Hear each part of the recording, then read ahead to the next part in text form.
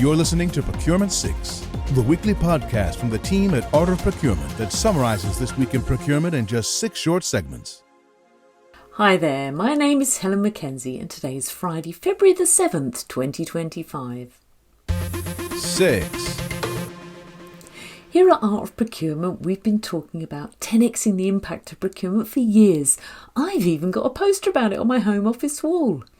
But thinking big and achieving an audacious goal can be daunting.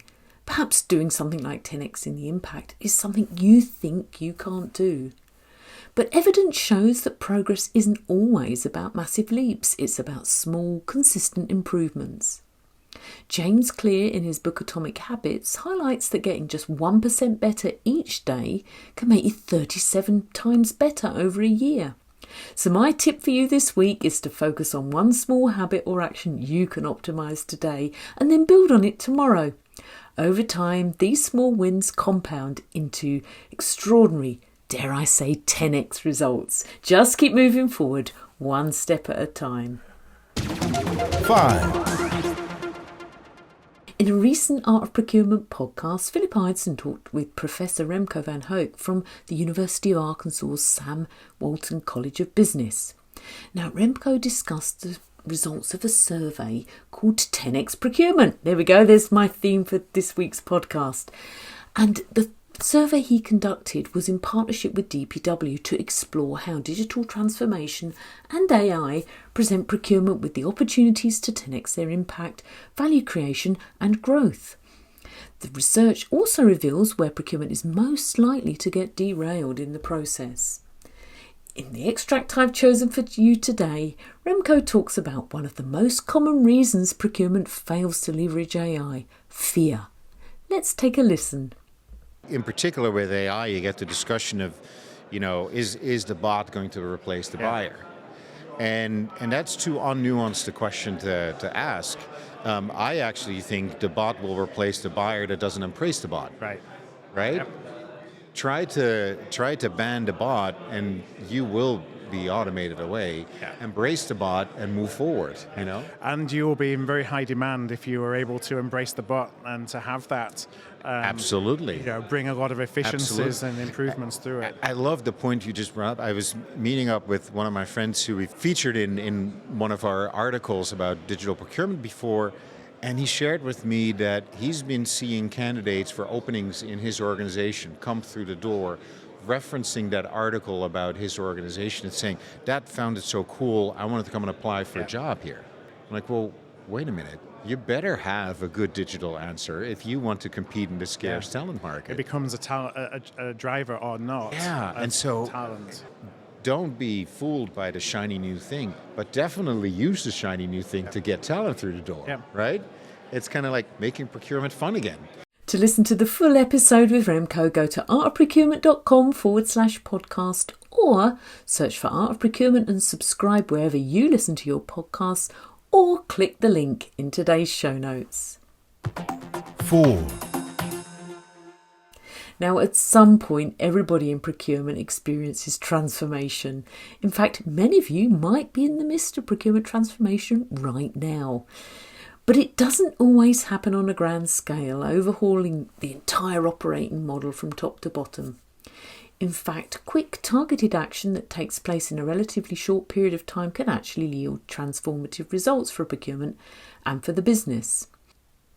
In a recent article published on the Art of Procurement website, Philip Ideson shares 5 tactics he's personally seen to be the most effective during a procurement transformation. Phil walks you through the very specific steps, some you could even implement right away, that create immediate and meaningful change for procurement. To learn what those steps are, check out the full article by clicking on the link in today's show notes. This is Procurement 6 from Art of Procurement. To get notified every time an episode is published, go to artofprocurement.com/subscribe.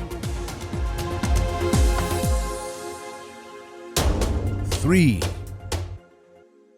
What procurement believes they can achieve or not achieve becomes a reality. Expectations, whether they're self-imposed or whether they come from the business or even suppliers, drive outcomes and shape procurement's potential for impact.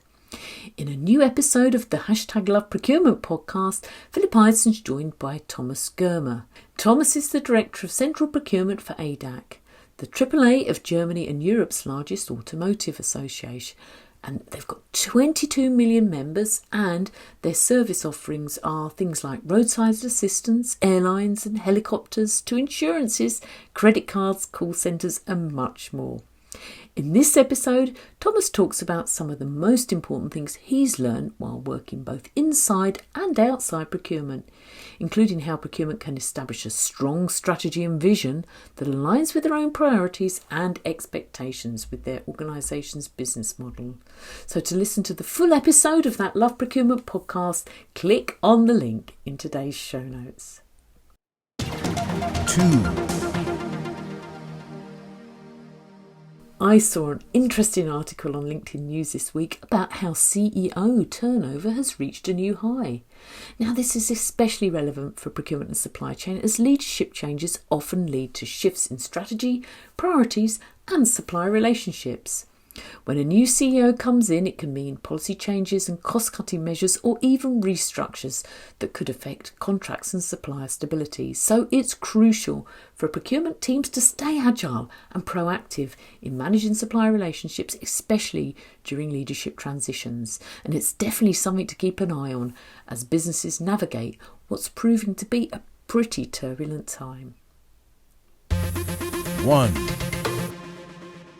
The journey of a procurement leader isn't always straightforward. Whether they're dealing with changes in the business, geopolitical or economic pendulum swings, supply chain pressures or technology disruption, procurement leaders regularly face enormous changes.